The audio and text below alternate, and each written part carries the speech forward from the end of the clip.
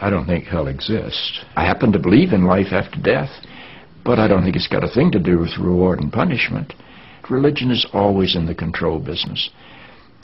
And that's something people don't really understand. It's in the guilt-producing control business. And if you have heaven as a place where you're rewarded for your goodness and hell as a place where you're punished for your evil, then you sort of have control of the population.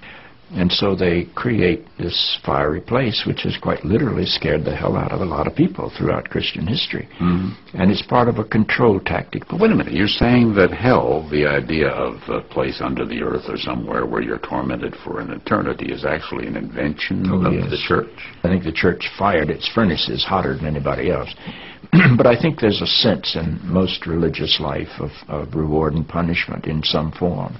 The church doesn't like for people to grow up, because you can't control grown-ups. That's why we talk about being born again. When you're born again, you're still a child. The people don't need to be born again. They need to grow up. They need to accept their responsibility for themselves and the world.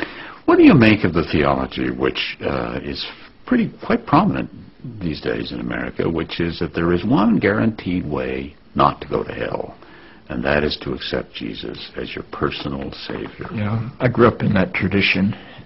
Every church I know claims that we are the true church, and they have some ultimate authority. We have the infallible Pope, we have the inerrant Bible. The idea that the truth of God can be bound in any human system, by any human creed, by any human book, is almost beyond imagination for me. I mean, God is not a Christian. God is not a Jew or a Muslim or a Hindu or a Buddhist. All of those are human systems which human beings have created to try to help us walk into the mystery of God. I honor my tradition. I walk through my tradition. But I don't believe my tradition defines God. I think it only points me to God. You and I are emerging people, not fallen people. Our problem is not that we are born in sin.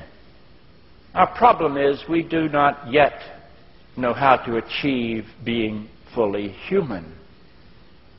The function of the Christ is not to rescue the sinners, but to empower you and to call you to be more deeply and fully human than you've ever realized there was the potential within you to be.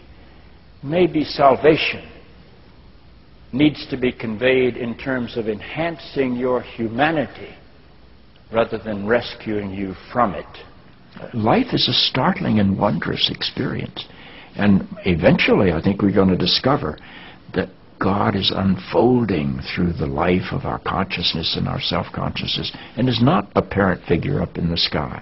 But I believe because I'm related to something that is not bound by time and space, that I will share in whatever God's eternity is.